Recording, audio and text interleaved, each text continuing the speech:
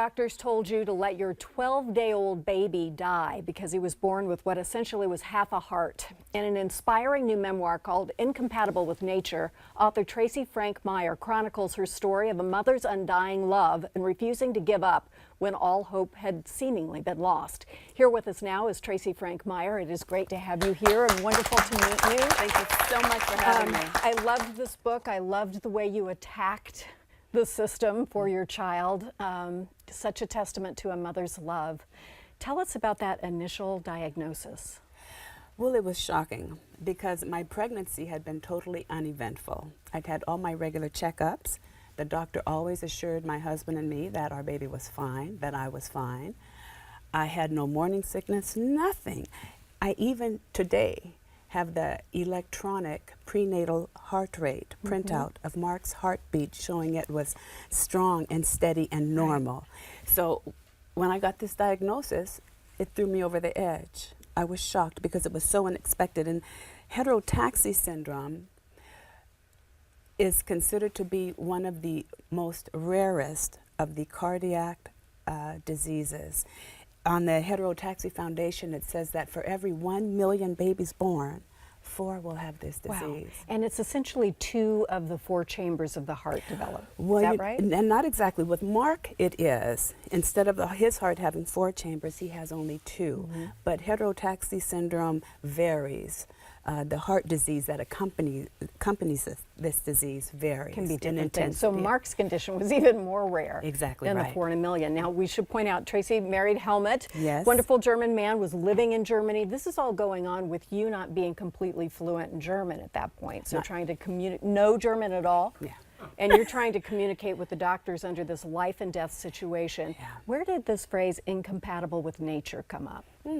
Well, when I first got the news that Mark was ill, and this was after the heart catheterization had been made, and the doctor said, you're going to have to leave your baby here so he can die. And I, what? And no, I'm not leaving my baby. And he replied, your baby is so ill that he could die at any moment. He was born incompatible with nature. And that's where it came from. And the horror of the sound of those words, as you can see, lives with me to this very day. What did that mean? Was I some kind of freak? You know, how does one person? Such a statement. Yeah. Right? Yeah. Such a statement. Yeah. You fought. You fought with doctors. You fought for second opinions. You fought the system. You fought the airlines. You did whatever you had to do. This boy went through 2 surgeries and then finally got to the U.S. You got to Boston Children's Hospital. What happened there? Oh, it was wonderful. Dr. Castaneda took us in. Dr. Castaneda is a brilliant surgeon, one of the best heart surgeons in the world, and who is now in Guatemala performing surgeries on babies whose parents can't afford the surgery. But Dr. Castaneda took us in. He welcomed us. We were comfortable. It was a wonderful experience. And that's where Mark had the surgery that ultimately saved his life. How old was he at that point? He was 9. So through all of those years, you went through this experience of people who didn't think they could help or they could only make certain kinds of changes.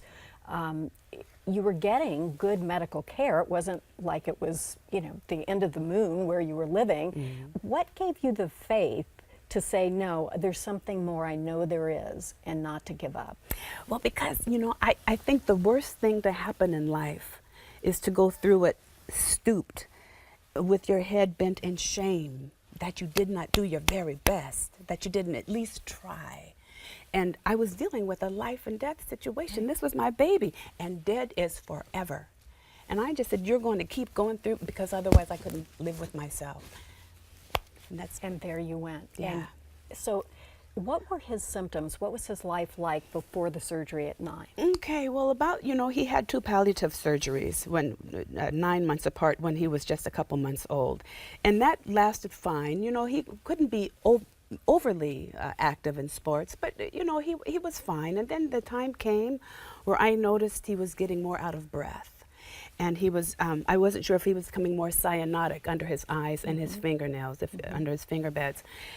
And he wasn't as active. And those were the signs to me that, you know, we'd better go get checked and see what's going on. And that's when we went to our cardiologist in Cologne. And he said that it was time to do another operation. Now, this would have been Mark's third operation.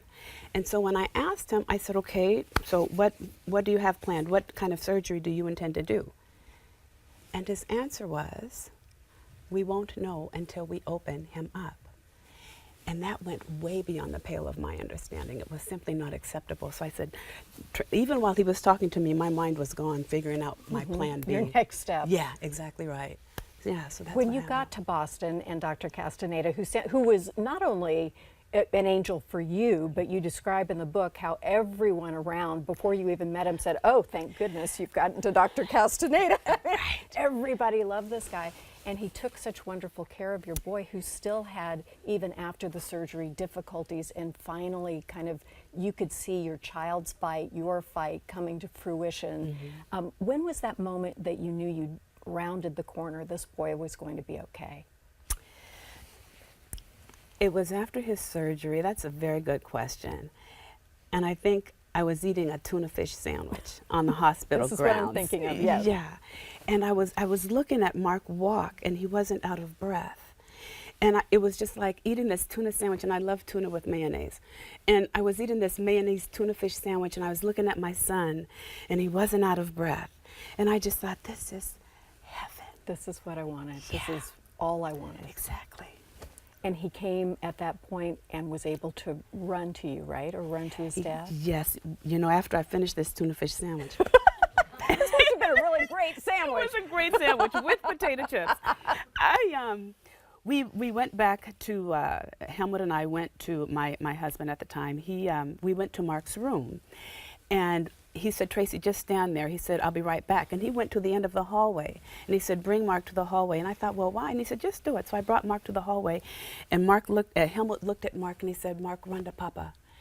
And I looked, and the nurses looked, and the nurses were crying, and I was crying, and Mark ran. The first time I'd ever seen my son run. He was 9 years old. Oh, my goodness. Yes. I know we have pictures of him today. How old is he? How is he doing? He's great. He's 32 years old. Look at this. Look! He's There we were skiing. skiing, yes. Amazing. Yes. He 32. fly boarding. This is the baby that could have been left to pass. Exactly right. Exactly right. He's in love. He has a girlfriend. They live around the corner from me. I mean, God is Ooh, good. that's perfect. Yes. That's a good arrangement. Look at this. Yes, this Look is at just this. at Christmas time. So I know that you must have written this book as inspiration for those of us who might be tempted to give up when there's maybe another step to take. What do you want us to take away from this book? I can say it in 3 words, and that is don't give up. It doesn't matter what obstacle you are facing. Be strong, be courageous, be convicted in your courageousness. Don't take no for an answer. And have hope, you know, because we're going to stumble about in the dark when we're looking for answers, and we need that ray of hope that shines through to help us. And have faith. Always have your faith, because that is truly the hope in what we believe in and the confidence in what we cannot see. Have it and let it bring you to where you need to be. That's so true. The faith and the love of a mother, and you could pick up a school bus if you needed to. Yeah. Those two things. By the way, your uncle is Quincy Jones. Yes, he is. Another great Seattle connection. So thank you so much for sharing your story. And It the was book is such a pleasure. wonderful, and I felt you the whole way. You wrote it in a wonderfully accessible way. Thank you so much. Thanks. Here's to life. Here's to life. Here's to life. Thank you. And a great bonus for us, Tracy brought copies of her book for everybody here to read. I know you're going to enjoy that very much. So when we come back, we're going to clue you in on where to take your sweetie for dinner to one of America's most romantic restaurants right in our own backyard. That's after this.